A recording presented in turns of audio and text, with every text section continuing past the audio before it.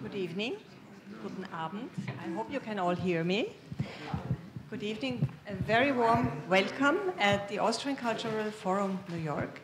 My name is Susanne Kepler-Schlesinger. I'm the director of the ACFN New York, and we are very happy to see a very full room for an important topic. Tonight, we are very lucky because we have a high-ranking politician from Austria with us. Ms. Veronika Kaup-Hasler is City Councillor for Culture and Science of the city of Vienna. And the list of her accomplishments is very long. I will just pick out a few raisins. Ms. Kaup-Hasler, in addition to her function as a member of the Vienna city government, has also been the manager of important cultural festivals, not only in Austria, but also abroad. She is a very, very well-liked university professor on many academic boards, and she's also a founding member of cultural institutions.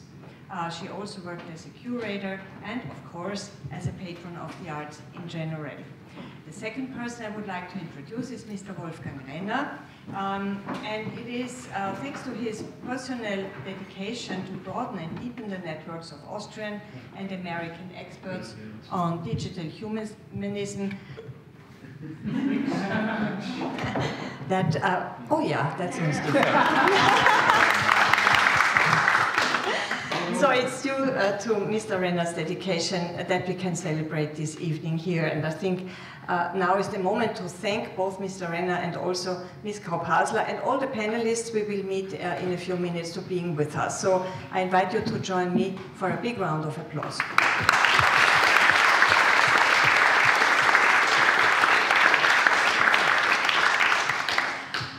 That said, you should know that Mr. Renner is actually working for the Wiener Zeitung, and that's a very special newspaper because it is one of the oldest still published newspapers in the world. It was founded, imagine, in 1703. So this newspaper has been on the market for more than 300 years, and it always has been on top of cutting-edge issues from the start up to now. Mr. Renner holds the position of the director of the Academy of the Wiener Zeitung, and he is indeed a great expert in communication methods. Ladies and gentlemen, my team and I are extremely pleased to act as hosts and also maybe as facilitators of tonight's panel discussion on what we believe is a really, really burning issue. It is a topic that concerns us all. Every single person in this room, but also everybody else beyond. From a diplomatic point of view, I would like to mention also that the protection of human rights in the context of new and emerging technologies is one of the top political issues on the agenda of the Austrian Foreign Ministry. Inter alia, Austria spearheads a United Nations resolution on new and emerging digital technologies and human rights. And this initiative gives guidance to the United Nations member states, the private sector and civil society on the one hand, but also to the Secretary General of the United Nations and the UN High Commissioner of Human Rights on the other hand. And I'm very pleased that I can see a colleague here at the back of the room who is actually negotiating in this area and who might conclude the one or other UN text in the upcoming hours. And of course, the strive for the ethical use of new technology also permeates our work here in the area of cultural diplomacy, but also it is a topic for all the other 29 cultural fora all over the world. It also goes without saying that the human rights-based approach to new digital technology also ranks high on the agenda of the European Union, with the Council of the European Union aiming at shaping a global governance model and technical regulations for the digital space. And of course, all these efforts require commitment, coordination, platforms for cooperation, and of course, the readiness to discuss openly how to best come to terms with the negative effects that might be linked to the use or abuse of new technologies. Ladies and gentlemen, let me conclude by thanking all partners who made this event possible, and I wish all of you a stimulating and pleasant exchange in the next hours. I would like to give the floor now to Dr. Eichinger, the director of the Vienna Libraries, who will introduce the policy also of her colleagues and the city of Vienna. Thank you very much.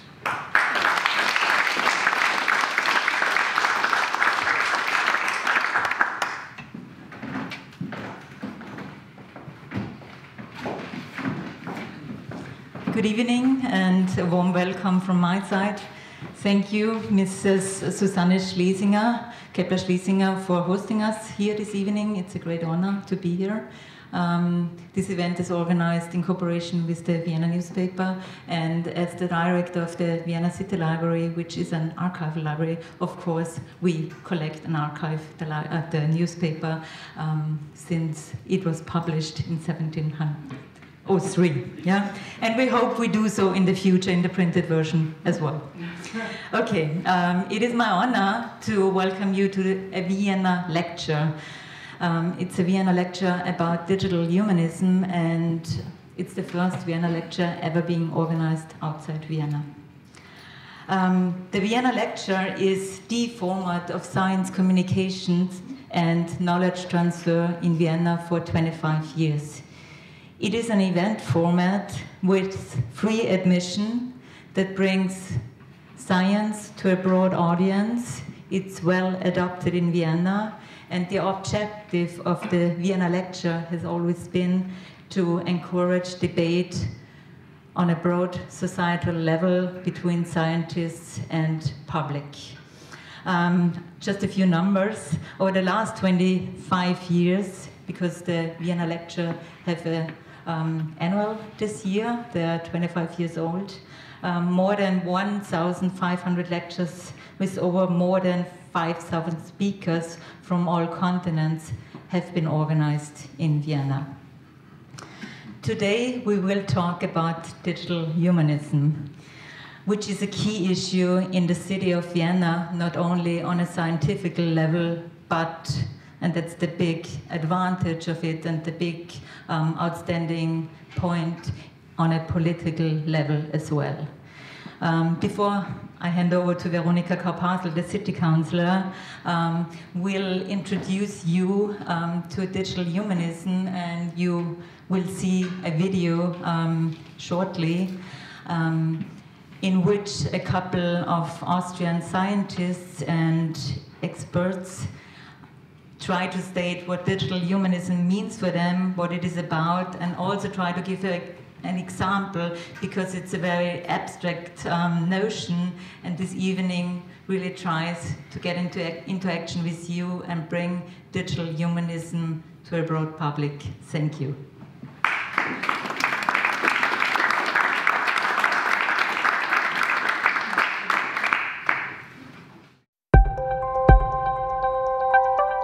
Digitaler Humanismus ganz allgemein bedeutet für mich, dass das Internet und die digitalen Technologien zum Wohle der Menschheit eingesetzt werden und dass Wahrheit, Demokratie und Inklusion befördert wird.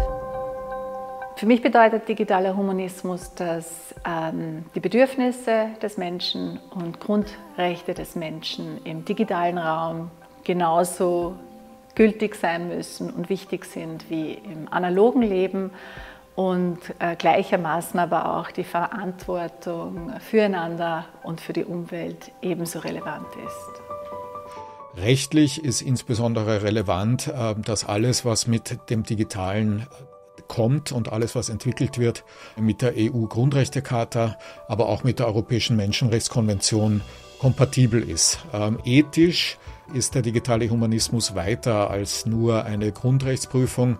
Also eine typische Frage wäre zum Beispiel die, ob es in Europa sowas geben soll wie ein Instrument der Bezahlung des Einzelnen dafür, dass er oder sie seine Daten zur Verfügung stellt. Digitaler Humanismus bedeutet für mich, dass Technik für Menschen funktioniert und so designt ist, dass es unser Leben einfacher macht. Und nicht so wie derzeit Apps und Devices, die wir nutzen, im Endeffekt nur dazu da sind, um Daten zu monetisieren. Und mit Daten monetisieren verstehe ich, dass jeder Klick, jede App, die wir benutzen, gesammelt wird und benutzt wird, um Profile von Benutzern zu erstellen, mit dem Endziel, dass dann jeder Nutzer seine eigenen Versicherungsprämien bezahlt, je nach Profil oder andere Preise für Flüge etc. angeboten bekommt. In einer unserer letzten Studien haben wir mobile Browser verglichen, um zu sehen, welche Browser auf der einen Seite privacy-freundlicher sind, aber auch sicherer. Und haben dabei gefunden, dass es gravierende Unterschiede gibt im Sinne von, welche Transportprotokolle die Browser benutzen, um Passwörter und so weiter zu übertragen. Auf der anderen Seite auch Browser gefunden, die Daten sammeln, die der Nutzer nicht erwarten würde, zum Beispiel die ganze Browsing-History an Third-Party schicken. Als Feministin ist es mir ganz besonders wichtig, jetzt darauf zu achten, dass Frauen in diesem Prozess der Gestaltung der Rahmenbedingungen mitreden können, um eine gute Zukunft für uns alle zu gestalten. Also wir haben im Juli ein großes Citizen Science Projekt gestartet. Wir sind gerade dabei, unsere Briefe zu digitalisieren. Viele dieser Briefe sind natürlich in Kurrent geschrieben, alle davon handschriftlich. Und die Inhalte aus diesen Briefen können wir nicht erschließen. Also diese Ressourcen haben wir im Haus nicht. Und wir haben die Bevölkerung aufgerufen, uns bei der Erschließung unserer Briefe zu helfen. Und binnen wirklich weniger Tage hat die sogenannte Crowd uns die Briefe erschlossen. Und für mich zeigt dieses Projekt so schön, es gibt einfach Menschen, die sich mit kulturellem Erbe beschäftigen wollen und partizipativ daran teilhaben wollen und das auch mitgestalten wollen. My thesis is that technology co-evolves with humans. And if I'm right about this thesis, then making sure that technology develops in ways that are good for humans is harder than we think. I'll give you an example that there are people in my field that work on, which is autonomous weapons. A key question is, are we comfortable with ceding the authority to kill to a machine? And if not, do we require a human to make the decision? But what if the humans are manipulable by the machines? I mean, the machines have actually shown us that they are very effective at manipulating humans. And consequently, this question of whether it would be adequate to just have a human in the loop, well, maybe it won't be. Another area that fascinates me is you look at the astonishing emergence of these AI-driven artwork and essay generators. You know, because of the way these machines are trained, they tend to reinforce stereotypes. So if you ask them to give you a picture of a man in a jail cell, they will almost certainly render a person of color. So, in all of these cases, we need to focus on the human-machine partnership, and with all the complexity of psychology, sociology, history, and of course, technology. So digital humanism is about confronting the complexity of this problem. How can we ensure that technology develops in ways that are good for humans? Also Digitalisierung wird in allen Industrien, in allen Lebensbereichen vermehrt eine bedeutsame Rolle spielen. Und es liegt jetzt an uns, die Rahmenbedingungen zu schaffen, dass das auf eine gute Art und Weise passieren wird. Und auch Forschung zu fördern, die genau mit solchen Thematiken umgeht und nicht den Status quo der Technik, die wir nutzen und den großen Technikkonzernen einfach so annimmt.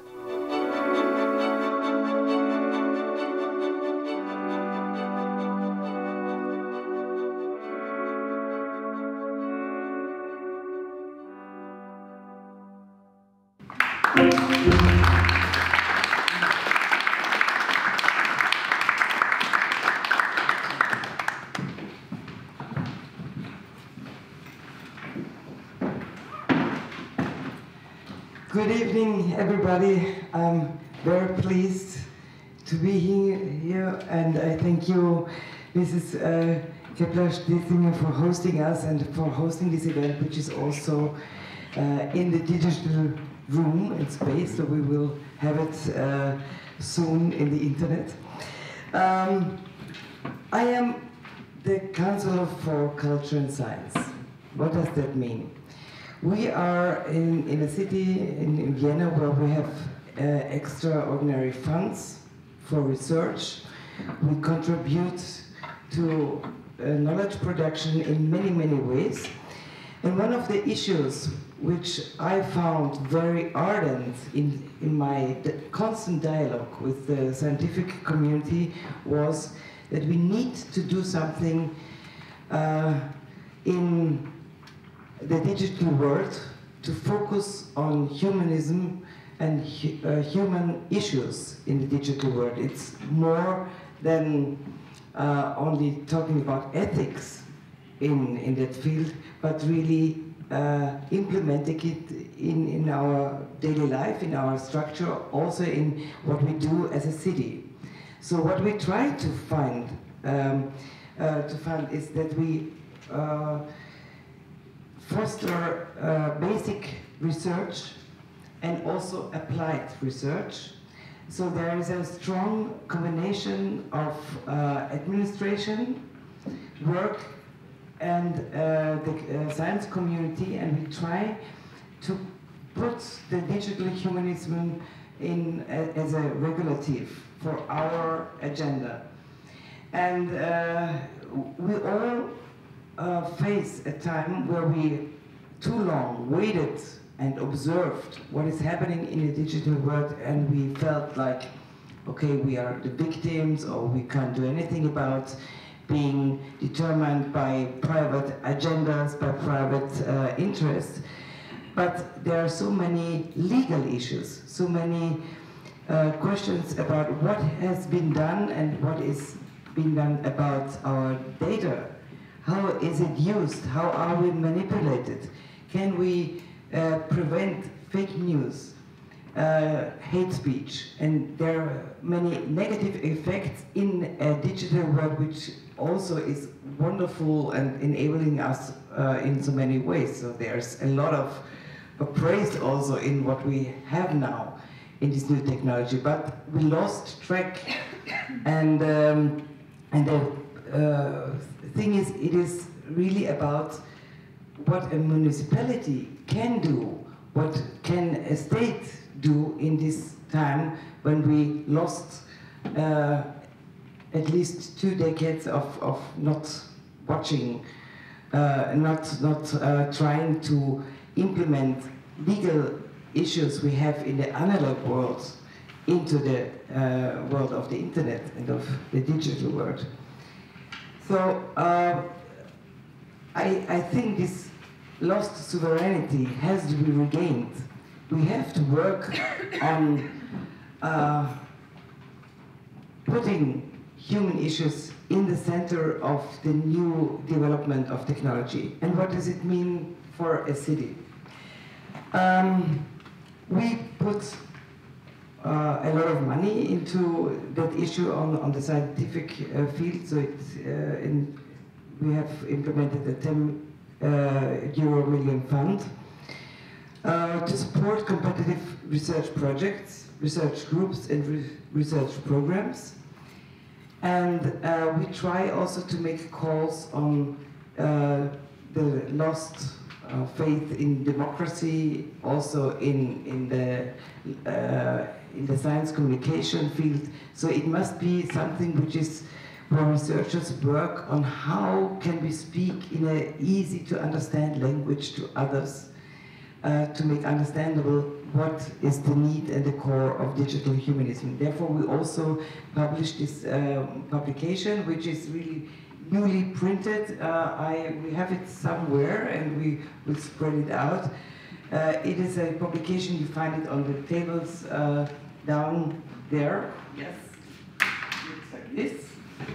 And it is a publication, which tries in a very simple way to make understandable in which fields we are working. So it's, of course, digital humanism affects so many areas. It affects work, good and fair working condition in a digital world. It affects education. It affects art and culture, and as you could see, this kind of the project of participatory reading of old writing. It is the current script. You might know that. I don't know if Americans had this kind of script, which is not readable anymore to our generation. So we made a big call. We have thousands and thousands of papers which can't be read right now, and through this kind of digital call, we could get in a very, very short time the work of so many readers who contributed. So there are very good examples in that. Also in the health system, in all questions of sustainability, digital humanism is very much at the core of the thoughts. Also economy. And for the arts, I can tell, you remember COVID times are not away so long. So what did we do? We tried to enable customers to creep into exhibitions by digital means, so that one could enter a museum, one could see the archives. So there are many examples of what was really helpful. Of course, this kind of transmitting. There was also digital art, but I think what is in the core of this agenda was also creating new tools. So we are having a pilot, for instance, where it's called Kultur Token, where we try to combine ecological moving through a city, be it by bike or by foot, by walking, or using public transport. And if you do so, you get tokens, and with those tokens you can enter a theater, opera, concert, cinema. So this kind of combination of being ecological right and entering the field of art, which also needs audience and new audience, and so triggering both sides. So what we did, or what we tried to do, and it's just the beginning, because it was based on a dialogue we always have with the digital community and with science. It is a cross-sectional matter. So we want to foster that IT, people from the IT and scientists are working together with people from the arts, using the creativity of many different kinds, and also of humanities, to shape the future. And this future must be shaped by a community which reflects our own society. But if you see that I think more than 90% of the people working in IT are men, you see there is a disbalance. So our society is not really reflected. And therefore we need also public engagement to foster and to trigger that there are more girls and women working in that field together, side by side with men. Also queer communities are invited, so this is also a big agenda that society is shaping its own future. Therefore, for instance, we have an idea that we implement this Hedy Lamar Prize. We have it already for 5 years. You saw one of the researchers who got the award for making new role models appearing. Women who are strong, women who are searching in that field and who bring another voice into this kind of male-dominated society. So many projects are there. I don't want to bore you too much, but I am happy that we now are, as a city, I would say, on the edge of the avant-garde. We are really trying, as a city, to use it wherever we can, and using it for the science, for the researchers, but also really in the administration. I think this is very important, that this is a tool where political administration and science work together and find very quick solutions to make clear that this digitalization is useful for the human beings, that it is taking care of the data, is taking care of law issues, of personal privacy, and so that we all shape the future together and develop it in the right way, and we try to regain sovereignty, even if it means a fight of David against Goliath. I don't care, but I think there must be some Davids and female Davids in order to shape the future in the right way. So thank you for being here, and forgive my really lousy English, but let me stay here for a while and then it's better.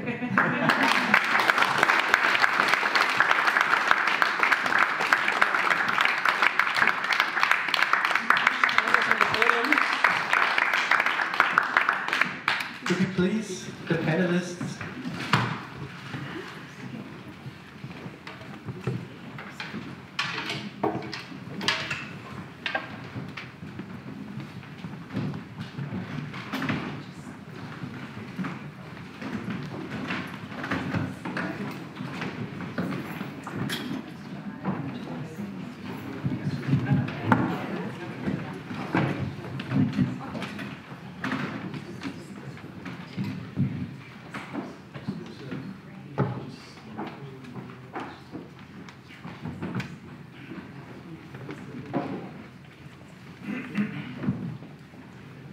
good evening, dear audience, dear guests, dear friends of the Austrian Cultural Forum here in New York. Good evening to our audience in Austria. They are getting a video tomorrow. They'll see it tomorrow on the website of the oldest still existing newspaper of the world. Still existing newspaper of the world since 1703, as Dr. Kepler-Schlesinger said. And on this point, I want to thank you really very much, deep from my heart, that we can be here. It's a great, great honor that we can do the first Vienna lecture here in the Austrian Cultural Forum. And it's a pleasure on my side to sit here again after a couple of years where we did the first Austrian science talks in North America here in New York. Tonight I got another pleasure and an honor to be the moderator together with Anita Eichinger, and we will guide you through this evening to digital humanism shaping transformation. Thank you, the panelists, for being here. Can you hear me?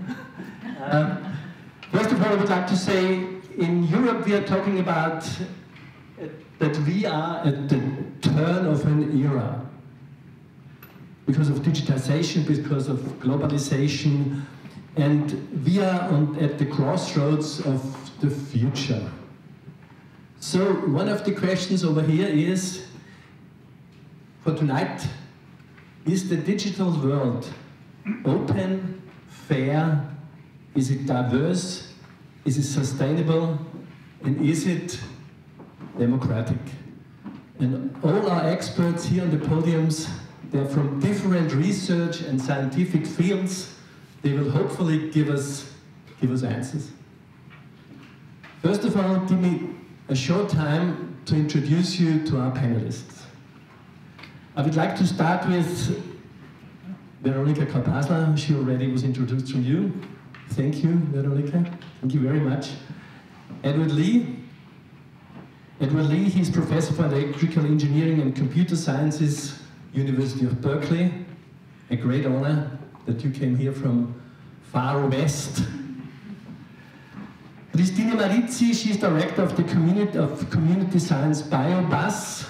Christina, she's Austrian. Thank you that you found the time to join us here. Anja Schifrin, she's a legend, if I may say so. She's really a legend. She's very busy in teaching young people around the world. She's doing publications, writing books, spending a lot of time in Europe, especially at the European Forum Altbach. Thank you that you do that. And she's the director of the School of International and Public Affairs at Columbia University. Thank you very much, Anja. Gedimina Sorbonas, on my right side. It's really a big pleasure that I met you for the first time here. He's the one doing the arts tonight. I've learned it's the arts, it's not only art, it is the arts. And hopefully he will tell us some nice things about what he's doing, because he's professor of art and culture and technology at the very famous MIT. Thank you. Last but not least, Claudia Wunsch. Dear Claudia, thank you that you are here. She's a wildlife biologist. Big thing. Hopefully that you tell us a little bit more about it. She's from the City University of New York, and she's also working for the American Museum of Natural History. And I got a new mic.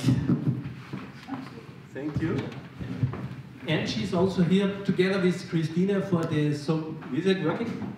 Yeah. Also together with Christina for this scientific network, ASCINA, Austrian scientists and scholars in North America. Hopefully you tell us more what you're doing. So, we heard some voices from Austria and one from California about digital humanism, what it is for all these proponents. So I would like to give one question to all of you here. Excuse me, Professor Lee, not because we heard already your answer. What does digital humanism mean for you personally?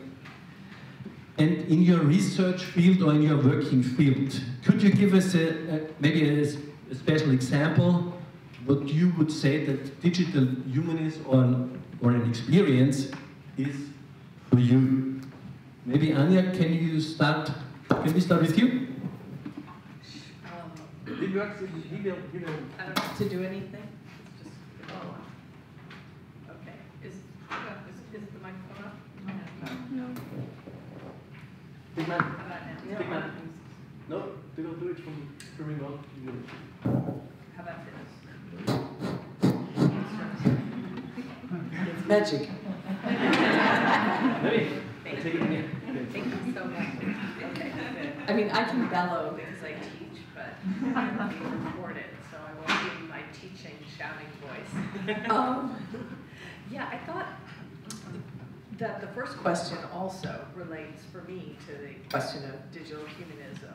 I'm in the communications field, and for all of us, I think, and especially the world of journalism and scholarship, for us, digital humanism, quality information is very, very important, because we believe that's essential for democracy. I don't think this is working very well. I think they seem to work when you hold them close to your mouth. Okay, but it's really close. Yeah, so maybe uncomfortable. I'm not sure. I can go close, but I'm not sure it's working all the time. But anyway, I'll try. So I think for us, the promise of the internet, social media, in the beginning was we thought that there would be this wonderful democratization of information.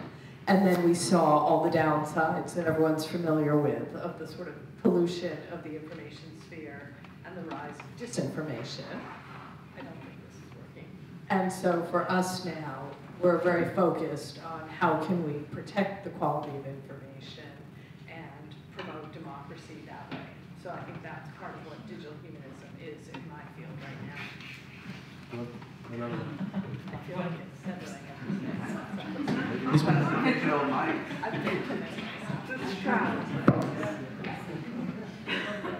Maybe try it again. Okay. Does this work this time? Okay, good. Yeah, so I think for us, quality information and equal access to quality information is a key part of digital humanism. And I think that's part of why my field is so focused right now on mis and disinformation and how we can counter that. So that's what it is to me. Thank you. Okay. Sorry. Sorry that it like this. Next, I would like, to ask Professor Urbanus, what is your statement to the digital human? Focus. Hopefully it works. Hopefully it works. Hopefully my definition works. So, well, I don't know if art can give a straight answer, because art works with ambiguities and paradoxes. Yeah, I don't know. amazing. But perhaps I would use analogy, because art is, I think, good to engage metaphors and analogies. So I would use also analogy trying to probe my answer to your question. So similar as in energy humanities, we bring humanities in order to bring question of energy into the circulation from the companies of extraction, for example, and open up important questions, that not only our generation but also future generations will have to deal with. So if I use that analogy of energy humanities to respond to digital humanities, I would also say that in this case, humanities engaging with digital speaks about our effort to bring that from the hands of the corporations that have in their hands control over the data, also interpretation of the data, and that's where the humanities, including the arts, have agency and a role to play. Democratizing access, also giving different type of interpretations, and perhaps sometimes not giving very straightforward answers, because art is not engineering. Okay. Thank you. Claudia, what is the digital humanism from your point of view? Yeah, so I'm a genomicist. I'm basically using these technologies for wildlife conservation, and we basically deal with a lot of data, and especially in the last 15 years, technology really has exploded. A few years ago, we basically had one DNA sequence, and now we are, after one sequencing run, we have to handle millions of DNA reads. So there's a lot of technological advances out there, and these new tools, machine learning, AI, they really help us to analyze this data. And as scientists, we have to be aware that when we don't use these tools right, we can actually introduce inequality. We can also discriminate certain groups. So for me, digital humanism means, like, yes, as a scientist, all these tools are very important. We want to use technology, but we also have to use it right. I'll give later some examples. Okay, thank you. Christina, you made the turn. You made the turn from being a scientist. You had a great career in the scientific world, but you said you're going to change it in two directions. One direction is you're doing science communication, bring it out to citizen sciences, and the other direction is, as you told me personally, you drive in the direction of the arts. So what are you thinking about digital humanism? How does it influence your life? Oh yeah, drugs, amazing. I was just joking about we doing a scientific method, like how many things can we hold?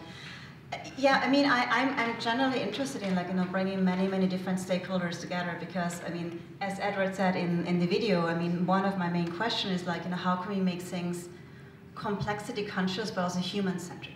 And I do a lot of, like, community work, like, where I just literally go out as my function as a community scientist for a community-based organization. What do you really would like to research? And again, like, these are very complex topics, but for me, it's all about giving people access, how to reach them, and how do we bring different stakeholders together. So when I was reflecting about, I'm a geneticist by training, and I'm in science communication outreach since more than a decade. Started in Vienna, now in New York. But when I was reflecting on it, I think it really draws at the moment for me the attention to the importance of, like, as you said, the ethical, the social implications at a time where the technology is, like, literally significantly shifting all of our relations, our personal relations, our public relations, our legal relations, and also political relations, right? Speaking about trust to science and trust to democracy, it all comes together. And reflecting on humanism, again, I'm a geneticist, but humanism, it really stems from the 14th century, like a very old and you know, very, very profound idea that actually literally said, like, you know, it moved the focus from the supernatural down to the human. And we can craft our life, and we can take control of our life in that sense, right? And then for me, like digital humanism, it likes to reiterate in that area the importance of the humans, like right now. So all the humans, and not just the wealthy entrepreneurs that you all read about and might be a fan or not a fan, right? Because we spoke about symbolisms of like strong power figures in that realm as well. You know, we would like to make people superhumans. So we need to come to risks and opportunities of the new technologies by, you know, there's a lot of sensing technologies out there, what happens with that data, about biotechnologies, about nanotechnologies, and also blockchain, which is a big thing. So for me, reflecting on that, I'm a scientist, right? And what the community tells me, there's a lot of fear, as always. You know, there's a lot of opportunity, there's a lot of fear. But we live in a huge age of climate change, and I think we need to understand that the human cannot be separated from the human environment. And there's a lot of technologies, like, you know, we all need air to breathe. We all live from the plants and the oceans, and speak about physical chemical processes that enable humans to live and breathe. And in that sense, I'm a strong advocate. We need to empower people to just, like, you know, measure what's happening around them and document it, give them power to actually spur into legal implications, and it really needs a digital environmentalism and a digital social justice. And I can bring examples from my work, but that's what I've been reflecting about. Thank you very much. Okay, thank you.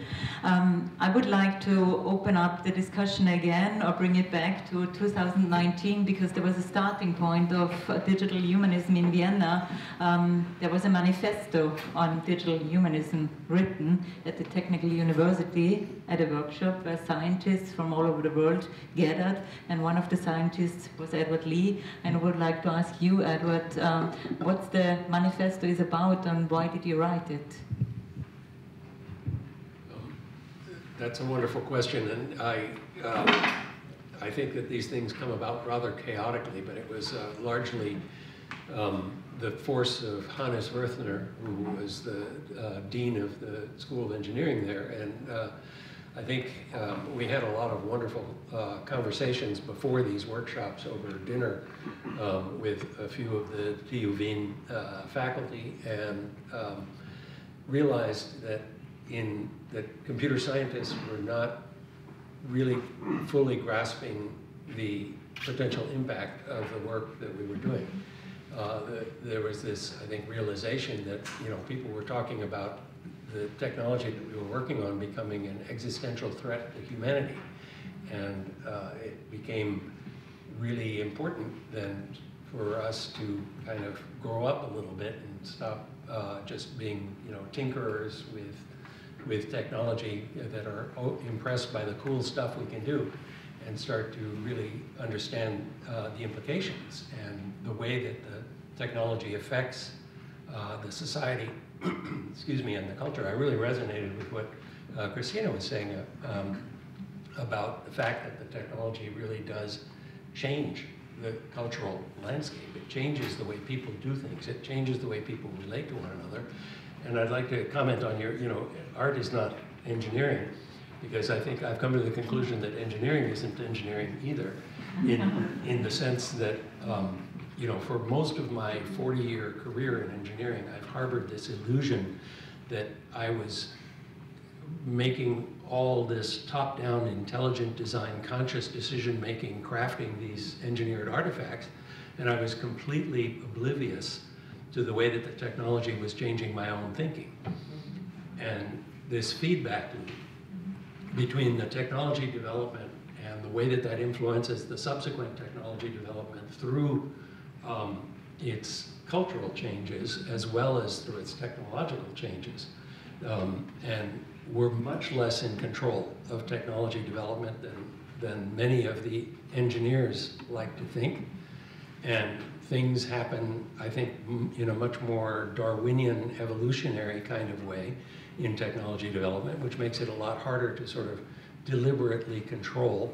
And I think that, you know, in the social sciences, People are used to the idea that you can't deliberately control things. You have to nudge them. You need to establish policies that sort of influence things in various directions.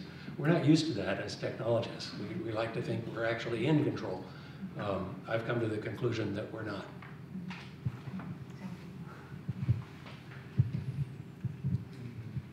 Veronica, may I follow up to your speech? You said that Vienna is the city with the great tradition in science and technology. Now we are the capital, hopefully I may say this, the capital of the digital humanism. We are working hard on it because the manifesto was made there. But you are in the position that you are, as a city councillor, you can really change frameworks. You are there to say, well, you create technology, policy, you do fundings. You nearly have no limits in creativity. On one hand, on science. But in money. Money makes the world go round, yes, but you can implement new issues. You stand for it. You are the picture, if I say so, you are the person who stands for innovation, technology innovation on one hand, and on the other hand, social innovation, and the big thing, the arts. What do you expect from this synthesis of arts, culture, and sciences? What do you think will be the future in these three different topics? There is a saying of Hölderlin, I have to translate it right now, but if there is a lot of disaster, the saving part grows equally in the same time. Also, wo das Unheil wächst, wächst das Rettende auch. So we have great chances now, and we had the time to reflect on what is happening to us, to take now the wheel and try wherever we are, to use the power we have to make a difference. And using the diverse powers of the arts, of our knowledge about society, we need to grow together. This is a very important thing. This illiteracy, also in the digital world, is a problem. So we need to have another communication, another way of speaking about what is great, to take the fear of the people. Because not knowledge creates something which is fear, which is doubt, which is fake news. So we have to continuously working on science communication in a language which other can accept, other people than us in the academic world or in our bubbles where we are in. I think this is imperative. And with this tradition we have now, we can be very creatively in putting different fields together, having a dialogue, using the principles of serendipity of the arts, which is also a principle, by the way, of the science, you know, to working together in new constellations. And I think there's a lot of hope to it. But we need to exchange knowledge, and thank you for the praise of me. I think you totally exaggerate. It's also an Austrian tradition. It was no praise. Of exaggeration. No, it is always the knowledge of the many. We need to gather that, and this kind of impulse to go and put money into that field was because I listened to my co-workers, I listened to scientists, asking them what is ardent right now, and this is all the time my biggest question: what necessities do we have? Where can we as politics and politicians make a difference? What should we do?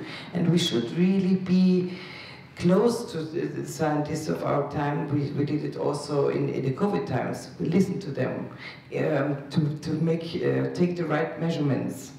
And if we would have doubted them, I think the death toll would have been much bigger. So we need a certain trust. And we need the right questions and work on possible answers. But it's really the right questions we have to put on into the ring. And I think the art is always, as we said before, art is wonderful in making things even more complex and triggering the thought of complexity and of paradox, because the world is like this. And as the famous Wittgenstein, the philosopher, said in his first sentence, the Tractatus, the world is what it is. Yes. That's the first sentence. May I continue with just one short answer, one short question? Could you give an example, a practical, an experience, what is working, what is now in Vienna, the topic where you meet the people, where you go there, where people can get something out of it? Citizen science? Yeah. We have projects of citizen science, and we have a call on science communication, which is really there not to reinforce the universitarian place, but really to go out to the districts, to enter other social fields, and to try to think how can we implement science, how can we speak about science and make participatory work so that the trust in science is even greater. This is, and this brochure, which is kind of simple, but this is one step also to make it accessible, to take the fears from so many. It might be not so interesting maybe for IT people who already know where they are, but this is really something which we spread out now largely to a community, to schools, to others, so that that we take them in the development of the digital humanism. And also these little tools, like we did this participatory work on the archives, trying to get an older generation. This is also an important point. We have to take also the elder people. So my mother never ever touched a computer, but I have to make her enter this world as well, so that we are not working on exclusion, which is a very important issue for me. Thanks. By the way, I just want to say, I know that the human mic was invented in the Zuccotti Park, and I know now why. Thank you. Well, now we have heard a lot about science communication, citizen science projects, and Christina, what you're doing is education, community work. Could you tell us a little bit what you are doing and what citizen science projects you have, as we have now heard what we in Vienna started? Sure. There is, I want to first say there's a shift here, or not here, like international shift, like to move from the term like itself, citizen science, to community science, because not everybody is a citizen and not everybody wants to be a scientist. So participatory research or community science is what I usually say, which is like, again, reducing barriers and making people feel welcome, like doing science together with you. But yeah, we have a mobile infrastructure called the BioBus facilities, and we have buses equipped with science materials. We roll out to the people, and then we actively set up shop and ask, so what would you like to research today? What is your question? And we have the most wonderful days, because there's just so much excitement when you just learn about, like, well, this is what we actually would care about. Like, could be heavy metal testing in the soil, that can I eat my tomatoes in my backyard? Or, like, how can I get involved in larger topics like environmental plastics, pollution, or even like larger topics like environmental sensors. What can I do actually to make sure the air that I'm breathing is like healthy and good for me. For me, it's all about giving people access, and that's actually the bread and butter of my work. Just speaking about like another really great example that also is done by one of my mentees and also an Austrian research scientist. She's now in London, but I would like to give her a shout out. Her name is Dr. Ganila Gandorfer, and she actually leads a lab which is called Logische Fantasie, which I as the term itself is quite beautiful. And what she's doing, she actually really is working for a right to breathe, and that attends to the different breathing injustices over the globes. And it asks, how such a right to breathe can work in a world which a lot of digital technologies play a crucial role. And her approach is actually like really going into investing in blockchain activism to make that happen, and also in communities, projects, and citizen science. So if you're not familiar with her work, I just couldn't recommend it warmly to you. She's an absolutely outstanding researcher, and she works with a fantastic team in again, using these technologies to propel everything up to the next level. I personally have a lot of sensors installed with the community. The data is uploaded to a public server, which means everybody can look at the data, download the data, use it, discuss with us, and it actually goes from each age level, from literally middle school to college professors, but also to community. That's what I'm mainly doing right now. Thank you. Couple of nice projects for Vienna, I would say. And citizen science is the term in German. We use it, but we also use crowdsourcing, and we, and it's what you said, whom do you want to address?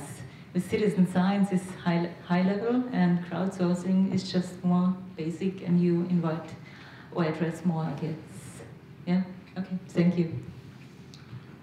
We were talking about truth, democracy, and the loss. May I ask you, Diana, the next question?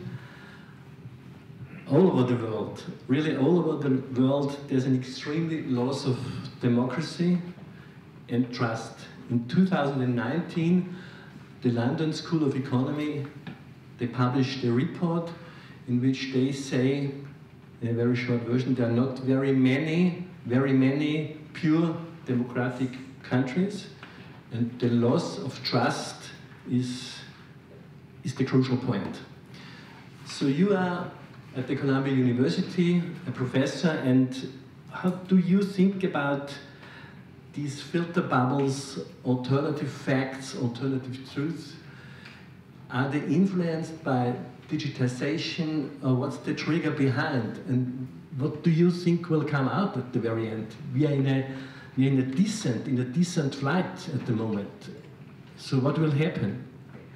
I also wanted to go back to something that Dr. Lee was saying about engineers not talking to everybody else, because I think we're in a moment where that is just so clear, and the huge losses that Meta is sustaining because of all their investment in the metaverse, I think is quite telling of exactly what you're talking about, which is Zuckerberg is totally obsessed with the metaverse and putting more and more money into it, but there isn't actually much evidence that anybody really wants it.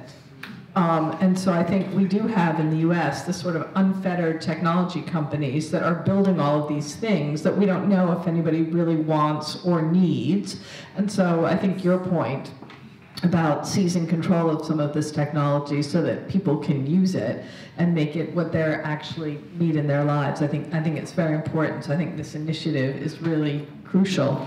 As I mentioned earlier, in my world, access to quality information is considered paramount, and it's really what we're working on, the sort of health of information. And I think journalists and communication scholars have taken the whole misinformation problem very personally. And they have really been on sort of a wartime footing since 2016, where everyone is galvanized to see how can we solve this problem, because we think it's key for democracy. And we're always, it's a bit like the economists after 2008. We're all spending all of our time in panels and discussions and policy briefs and training and thinking, how can we fix this? And I think when I teach, I make it simple, and I talk about there's sort of two sides of the problem.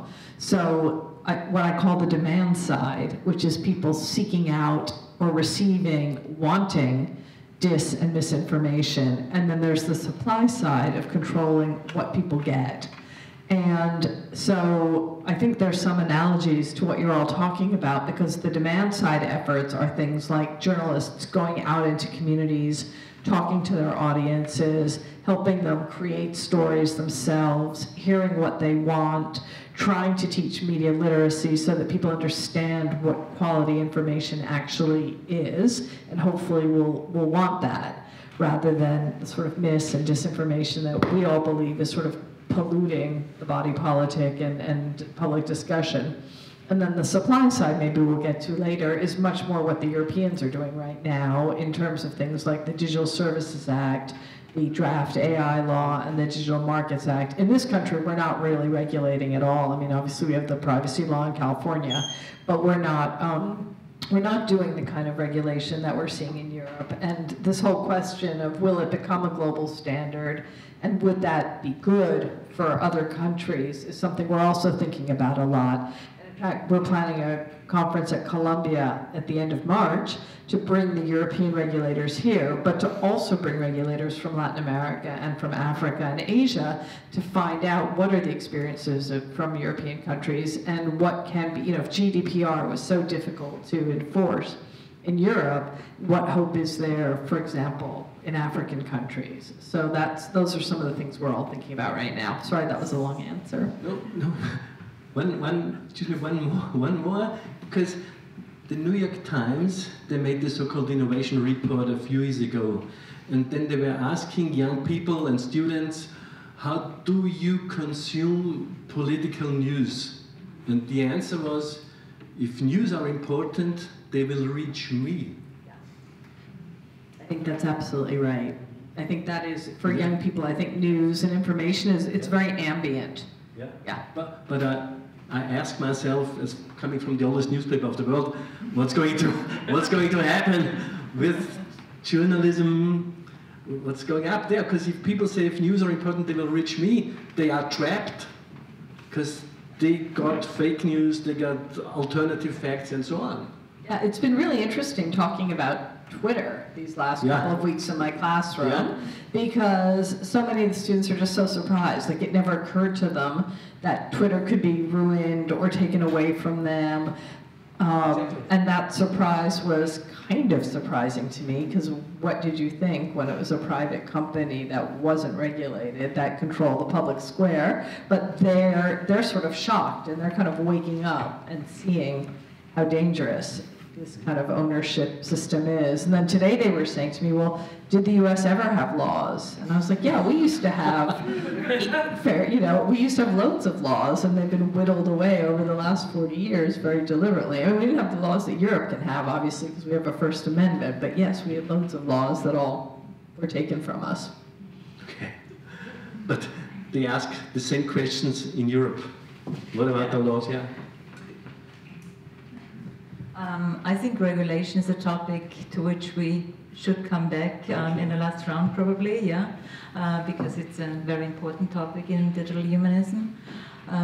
Claudia, I would ask you, and Wolfgang already mentioned it in his introduction, you're part of the Astina network. Could you tell us a little bit what you're doing? And as a natural scientist, wildlife biologist, how do you find yourself as a researcher in this issue of digital humanism, and do you think from your perspective, is there something missing? Yeah, so Astina, we are the Austrian scientists and scholars in North America. We are the largest network of Austrian scientists in these areas, including Canada, the United States, and Mexico. We have chapters in the main cities. Okay, hopefully, yeah, this is better.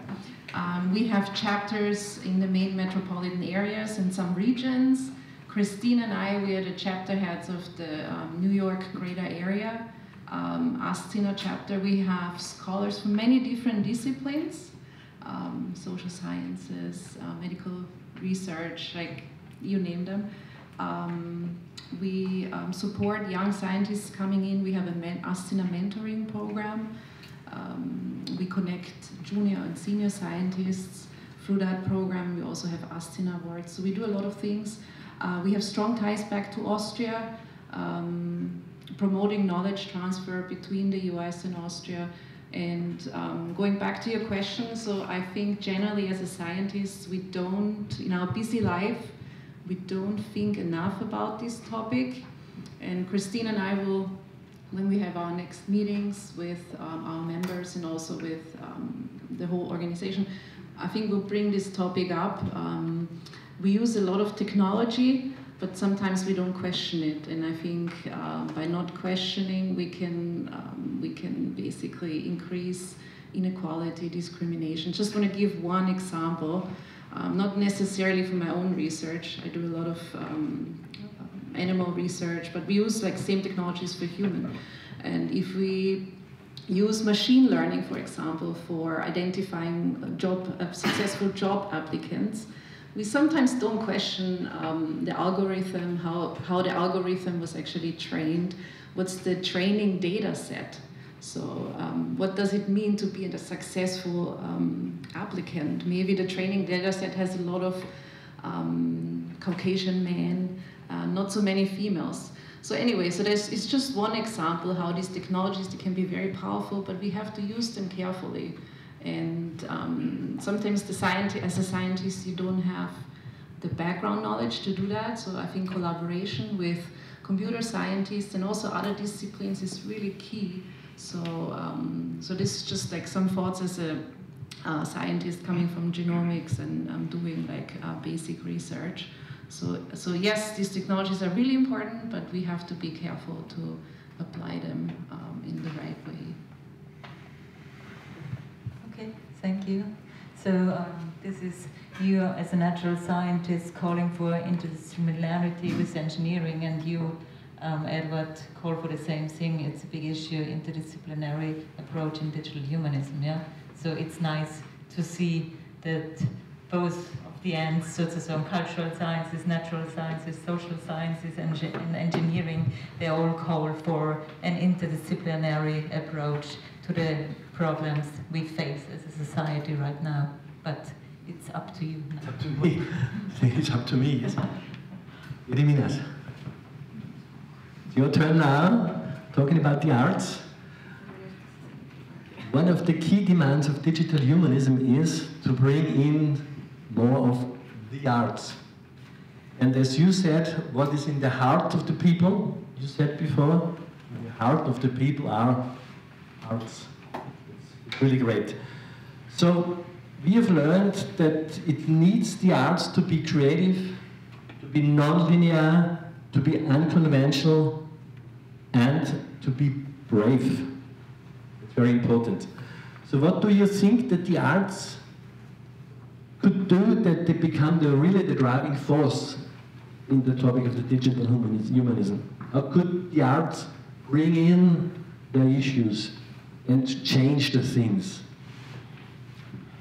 Well, perhaps I would, as you brought Wittgenstein, I'm risking to be politically incorrect and bring Rancière. Well, he's not Austrian. He's not Austrian. But you know, he speaks about, and you know, often with my students, you know, we're talking about relationship between politics and aesthetics, and we're talking also about redistribution of the sensible, you know, the concept that you coined. And we're using that specifically when we are discussing how art can engage science, how art can engage technology, and where this political moment, you know, can sort of like be born for that engagement. I think art has a capacity to lend itself to other fields. You know, we know how other fields and disciplines are actually depend on their own autopoietic logic, right? I would argue that art, by its ontology, is symbiotic being, symbiotic species, and precisely because of that, even if you like, you know, use the hand as a model, you know, if this is the hand, you know, like if this is territory of the art, you know, and each finger represents different fields, right? They're all coming together, you know, into the hand, right? Like because of art, because of its ability to create reciprocities. because of its ability to smuggle knowledge between the disciplinary territories. And I think the smuggling of the knowledge produces political moment, you know, in the sense of redistributing of the sensible. So, so speaking about digital humanism, I would like even to provoke more. And you know, being inspired by Lynn Margulis, developmental biologist, earlier Darwin was mentioned. You know, I would say like I would be more proponent of Lynn Margulis in that sense, and especially as we're saying we, you know, instead of I, you know, as she's talking about, you know, she's questioning the exceptionality, you know, and the autonomy of the human. You know, by saying that what constitutes we is actually collaboration and co-production and symbiotic relations with other species. You know, what I'm saying now is being informed by all other more non-human cells that live in my body, right? So it is proved by science that we are carrying more than non-human cells than human. So, so I would like to provoke and say that maybe we need to consider not digital humanism, but we need to consider digital more than humanism. By saying that, I think that there is an agency of art in this approach. As we're saying, for us it is important to include other perspectives, perspectives of more than humans. So when I'm saying that, I don't mean that we need to neglect human, or we need to neglect humanism. But I think through art and culture we can bring other perspectives.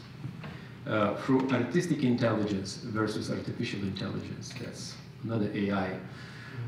We can bring perspectives of those that were long maligned or denigrated, that were extracted, that were not considered as human. So, and I think artistic intelligence and artistic research play an important role in that.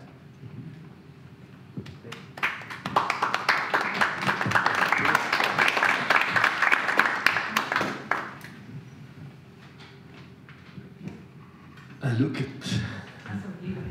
Okay. I was just impressed. You know, impressed. Yes, very, very. I was impressed. Artificial That's good. Intelligence. And I never saw you impressed like this before. Oh, wow. Okay. I have to think about that. Edward, I would like to ask you, coming back to what was addressed by Anja Schifrin and also you, Veronica, filter bubbles, fake truths, islands of disjoint truths, as you once coined it. If we lose a common understanding of what fact is or of what truth is, you say we lose democracy, and I think that's true. Do you have a solution for this? The short answer is no. But I mean, I'd like to react to a couple of things that have been said. I really resonate with, I would call this sort of an ecosystem approach, as opposed to, you know, emphasizing kind of an ecosystem rather than a totally human-centric approach. And I think that that's really appropriate. And I think in that spirit, I'd like to react to something that Anja said that worried me, right? You know, she talks about Zuckerberg kind of screwing up on the meta thing because we don't want that and that we should somehow wrest control. And that really concerns me because who's going to wrest the control? That is, I think, maybe even more worrisome, you know, could steer us towards a Chinese-style approach to technology, which does not appeal to me personally. And I think that it's also important to recognize that, you know, this experimentation with the metaverse is actually the kind of experimentation that has made technology go crazy with its innovation over the last 20 and 30 years. And the fact is that the vast majority of experiments that have been done in this vein have also failed. Almost all of them fail, in fact. Almost all of the Silicon Valley ventures and great ideas. I mean, you know, who has who's buying all those internet-connected mattresses that they used to sell? And there's just been a huge amount of stuff that is just tried and failed. And I see this whole process as a very Darwinian process, that the engineering that is happening is that the engineers are really more agents of mutation than designers. And they're creating mutations in the ecosystem, and most mutations are deleterious and they don't actually survive in the ecosystem. And it's very hard to predict which are the ones that are going to survive, and the ones that do survive are the ones that take hold in the ecosystem, which includes the whole cultural context of humanity, of economics, of politics, of sociology. It's that whole milieu that makes these things either work or not work. Right? Work in the sense of just taking hold, right?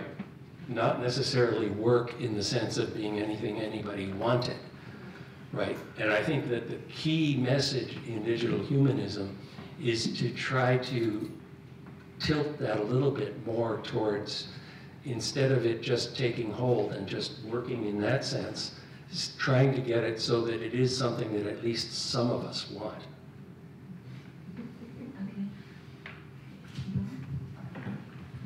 Yeah, so true.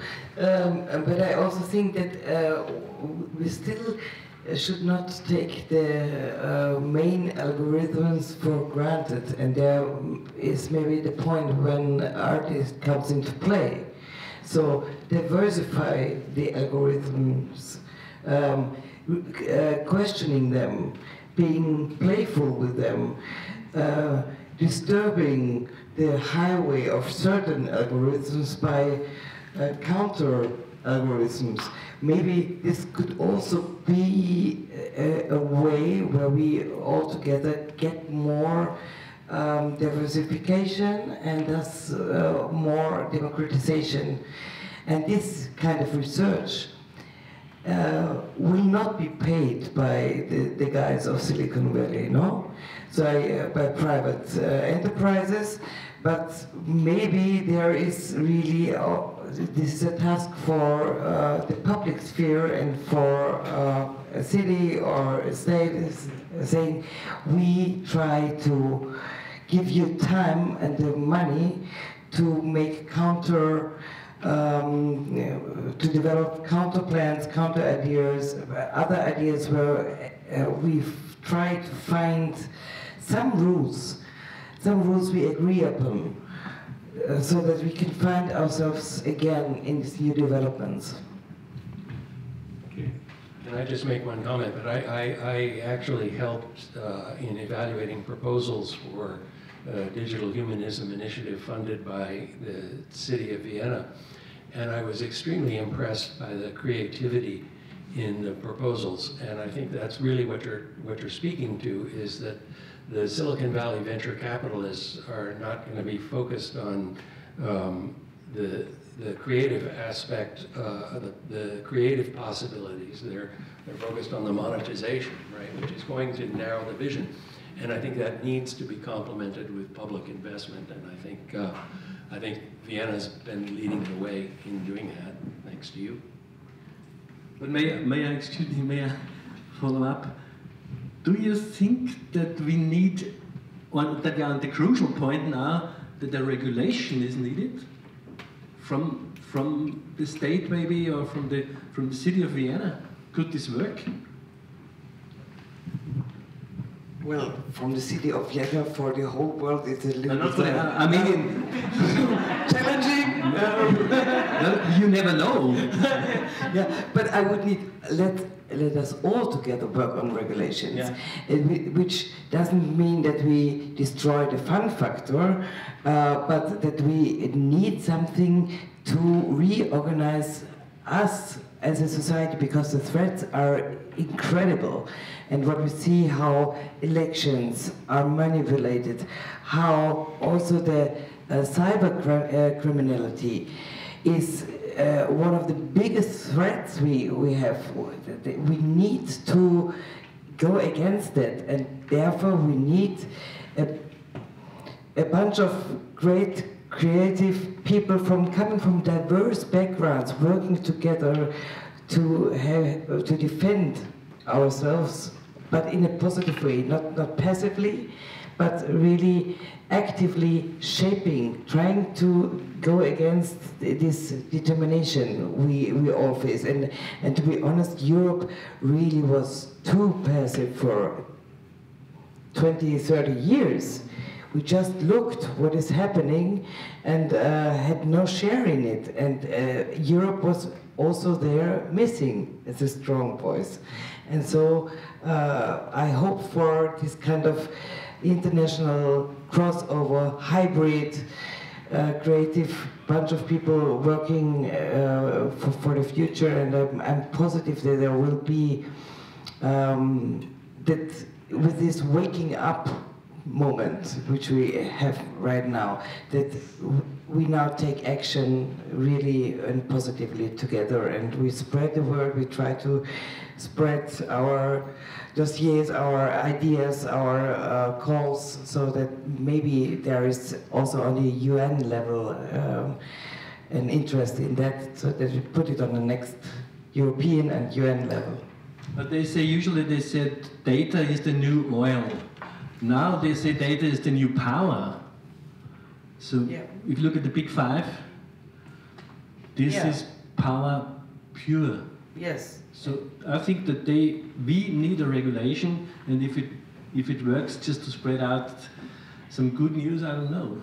No, we need regulations, but to make regulations work, we need research, basically, and so that we can go with this research and with the results on the legal.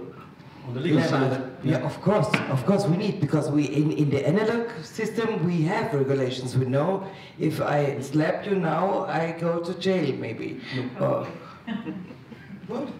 Yeah, probably. I would excuse it. No, but we have some regulations. We know how to behave here, but the internet is a space where none of this works, and you can really harm people. You can have this hate speech. You can mob pupils are mobbing pupils, and there are really a lot of losses already, and people are committing suicide. Young people committing suicide because of it. It's not a game, and to implement the laws and these ethical rules, or trying to implement them also in the internet, I think this is totally imperative.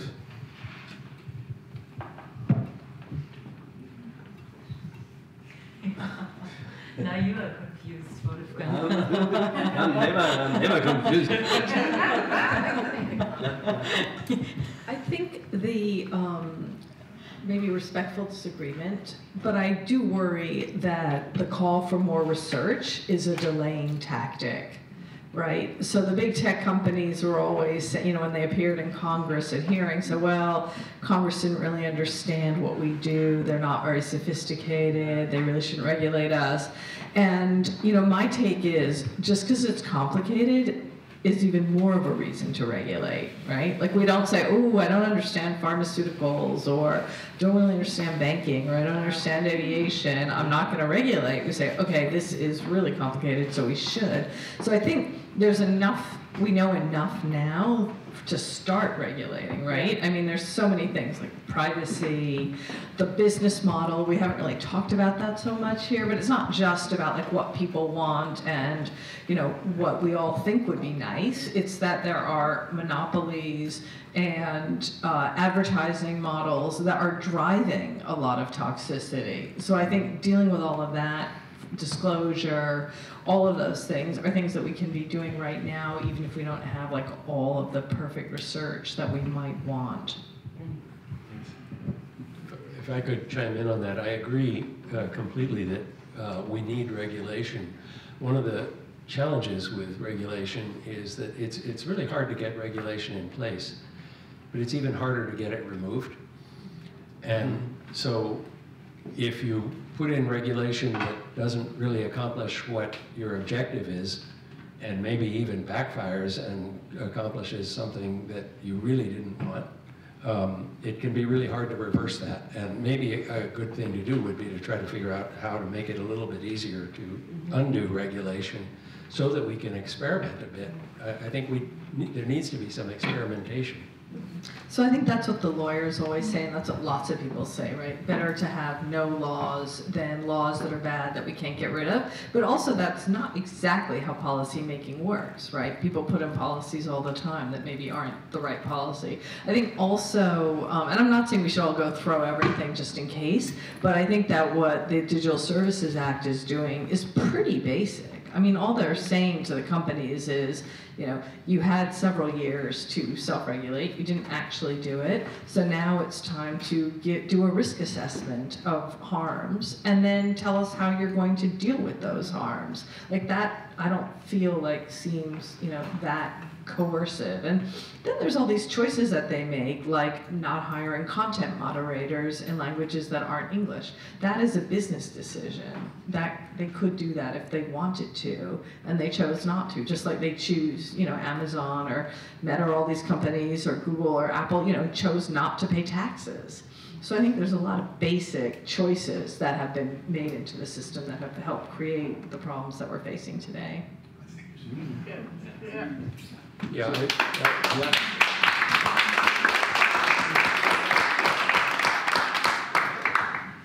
I agree with you, and I'd like to cite, I mean, I think the GDPR, which we now have a long enough history with to understand what its impact has been, I don't think when it was established anyone expected that the primary thing that would come out of it was all those pop-ups that we all see. And many people find that annoying. I actually find it important. I feel like it is educating the public about how much we're being watched. And the fact that they're so annoying is because we're being overwhelmingly watched. And I think that this is actually a very positive side effect of the GDPR, but it's not really what the lawmakers intended when they drafted it, I don't think. It's also a design choice. I mean, they could just opt out, right? They could opt us out of it. By the way, just a personal note, I think I'm the only I really enjoy going to Austria and getting the pop-ups, and I think I'm the only person I know who sits there and goes, no, no, no, no. Everybody else just goes, oh, okay, fine.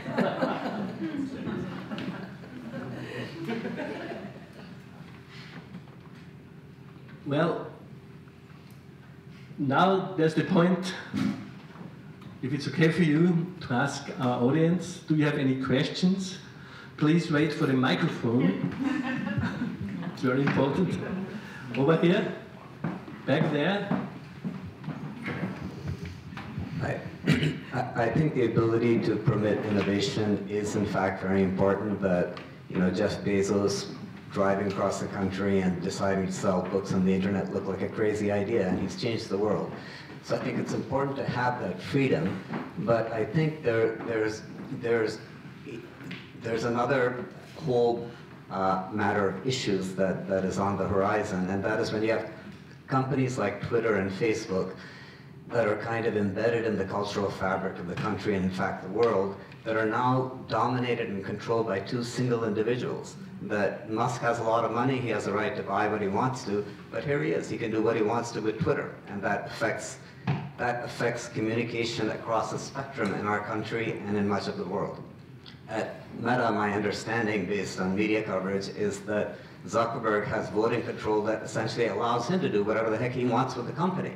And that is a company, again, that is embedded in the fabric of the world. So you have an opportunity, you have a situation now where you have technologies that penetrate all aspects of our lives that can theoretically and in actual fact be controlled by single individuals, and that's scary.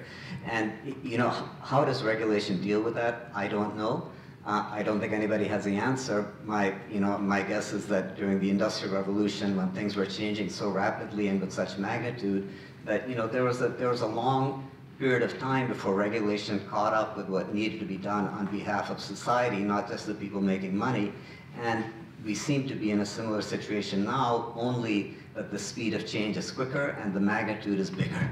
And so, the task is even greater. But whether one looks at copyright approvals, whether one looks at how technology is regulated and the way that we interact with it as human beings, there's an enormous gap, and I don't know if the ability to deal with it on the regulatory front is there. Obviously it's not, but I don't know what it would take to bring that, to create that ability, the resources required and the knowledge required, but something for sure needs to be done, even if it's not the definitive correct step. An iterative process that permits progress seems to be essential.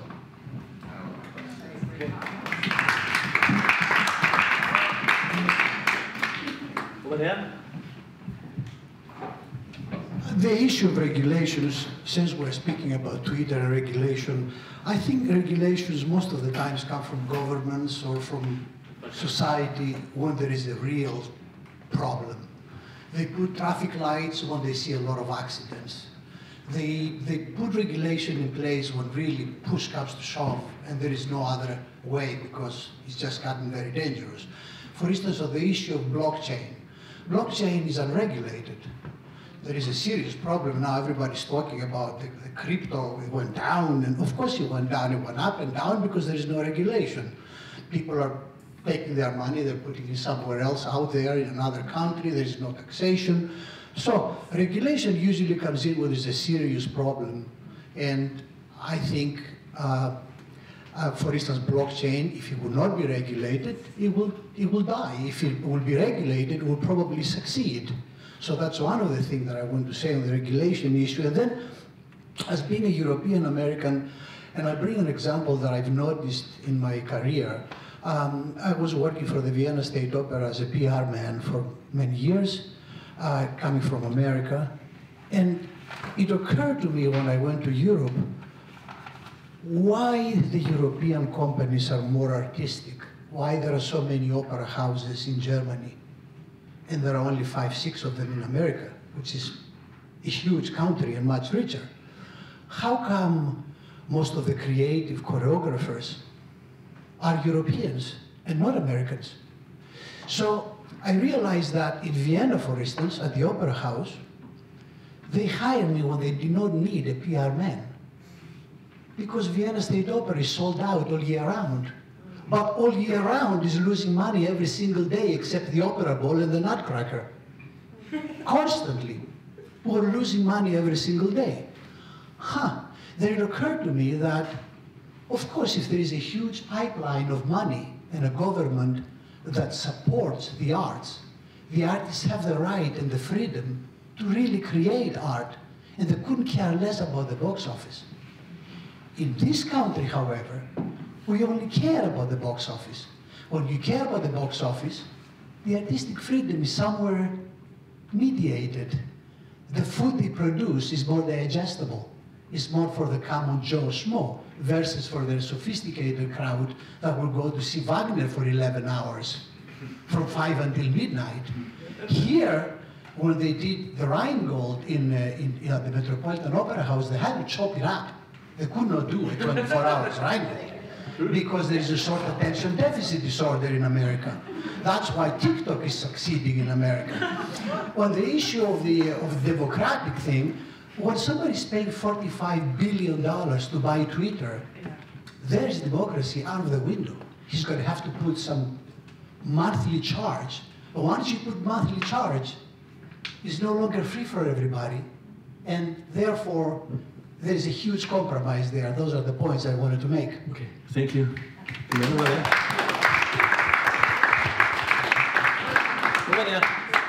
Just one moment. The answer is immediately. I just wanted to add, thank you for your comment. It's about the freedom of the arts, but it's also about accessibility. It is about the price. Because I think, this is also imperative, culture is there for everyone. So we put a lot of money that people of wherever they come from, whatever social and financial background they have this kind of right to listen to music, to go to the theater, and this is why each ticket in Vienna is highly supported. And this makes a difference. But I also get reproaches why we have musical where in New York it is a machine for money, but in Austria it's supported musically. Subsidized. It's subsidized, yes. But because if you look at the price, even the normal guy from around the corner can afford a ticket. Going to the Stehplatz, no, well, we have to also see seats, but you can go there. If you want, you can go there, and you can afford it. And this means also getting together and coming together as a society. And so I think it's not the worst system.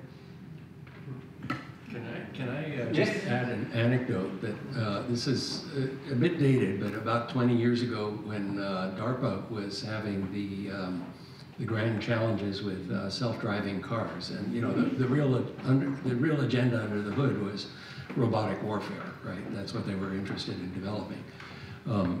Around that time, the European Union put together a very large research project called Artemis, which was funded at about a billion euro at the time, and they wanted to do a similar grand challenge. So there was a lot of debate about what to do, and they decided to have what they called the Artemis Orchestra, which was to have automated machines that could play unaltered musical instruments.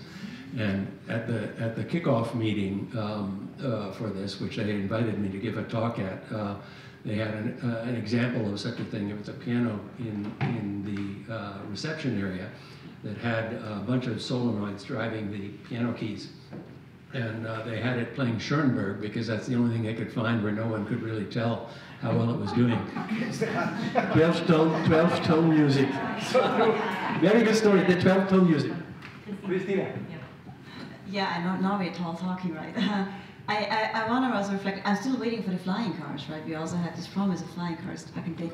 What I wanted to mention, this comes up a lot in my work, is like, you know, United Nations 27 Charter, like, we always speak about, you know, access to like art is a human right. The access to science is actually mentioned in the same article. Yes. And I have a lot of people coming up to me like, you know, I do feel excluded from science, and it is my human right to actually be participatory, like, you know, make my voice heard. What can I do, Christine? So this is actually a huge part of my conversation, my work, like, you know, number one, make people aware of that, and number two, like, support them, like, you know, you do have an access, you have a right to access science and then to data, but also we need your voice to actually make it more just. So just want to also mention that. Good, very good. There's another question over there. Yeah. Over here. It's on. Yeah. I would like to come back to the issue that was raised about regulation or less regulation, and about your concern that regulation may sometimes inhibit progress if it is incorrectly designed. I would like to add that, first of all, a lack of regulation is also regulation in a sense, in that you allow the strongest to survive. And if you have someone in society who can pay $44 billion for a company on a whim, knowing that it's going to lose money, that person can buy himself in every country in the world, including, unfortunately, this one, the laws that he wants eventually. So therefore, I think it is important for us to understand that we have to be ahead of that curve. The other part I would like to mention is we have talked about all the things we are missing. We have talked about the things we want to have.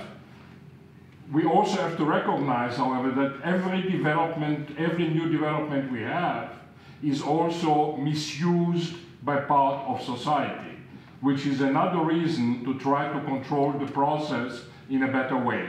It is amazing to me how much time people are willing to spend on cheating, lying, stealing, and what have you, using tools that I just learned yesterday. They learned them 2 weeks earlier ahead of me, and are already trying to convince me that I should give them my money. And it's quite astounding how quickly it works. And we should include that in our calculus in favor or against any kind of regulation. Absolutely. The person over there. Thank you. Yes, thank you for a very interesting panel discussion here. We have, when you think back when Jeff Bezos bought the Washington Post, it was acquired for $250 million. When you look now at Elon Musk and spending $44 billion, we see that incredible concentration of power and obviously influence he can have on the political process in this country. Now, if we take it really in the regulatory realm, what kind of possibilities do we really have? We have now had another big event this week, namely the US election.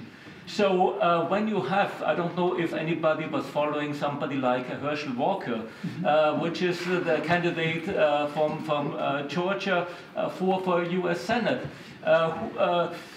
Please watch it if you have a chance, if you have not seen it on YouTube. There is a total scientific illiteracy. And so how do we really have basically the foxes regulated who guard the hen house? Please give me any ideas what kind of possible approach would be there that we really can get any regulation in place.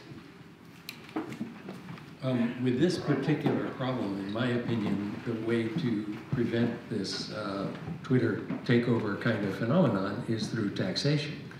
I think it should be, we should make it impossible for people to accumulate billions in wealth. It really, no individual needs billions in wealth. That's just about power. It's a way of limiting power. We can do it through taxation. Well, that's why he will bring back Trump, because you know he doesn't like very much taxes. Any more questions? Would it be, I know there was a back and forth, I think, with regard to regulation, but could people talk about, instead of just citing the shortfalls in regulation and the issues in regulation, to talk about what is it that would take, that would help to create a regulatory framework that works both from the business side, that doesn't overly constrain innovation, doesn't constrain business freedom, and yet is protective of society? I mean, it's an easy question to ask. It's a difficult one to answer, but the question to me is anybody thinking about it? And if they are thinking about it, what kinds of thoughts and ideas are they developing? Or people just saying, oh, it's too big, let's ignore it, and let's just keep on doing things the way that we always do them. Who wants to answer? Well, I have to state that I'm in the government, but of the city. So legislation is not my issue on a national level, unfortunately. Not yet. But, no, but the point is, we have to put this agenda wherever we are. We have to put it on the plate. I use all my means in my science research to push forward research in that field, asking lawyers to work with others, so that we can have proposals that we put on the next level. Yeah, it's the national level. And luckily, the term of digital humanism is now on a national level, even if it's a phrase, but it is already there. And from there, we can take it to the next level, which would be the European level. This is the only way I can think, and we need to have complices and co-workers and a wild band in every country. So there are people thinking like us, or being united in our concerns, and we have to come together very fast, and taking action very fast and putting on the next level, the European level, so that we and find hopefully also complices here in this country to finally taking actions where we need it. I know it's getting late, but I'll say there's lots of regulations being proposed and being passed outside of the US. So liability, making the tech companies accountable for harms, defamation lawsuits, competition law, antitrust, disclosure, micro-targeting. So there's lots and lots of things that In fact, it's interesting because just today a colleague who's in political science emailed me and said, do you know a great article that summarizes all the policies and laws, because I want to put it on my syllabus. And I don't know of one article that sums up everything, but there's lots of different proposals in all of those areas. So thank you very much for this evening. Thank you, dear panelists. Thank you, dear audience. Thank you for Dr. Kepler-Schlesinger. Thank you, Melina.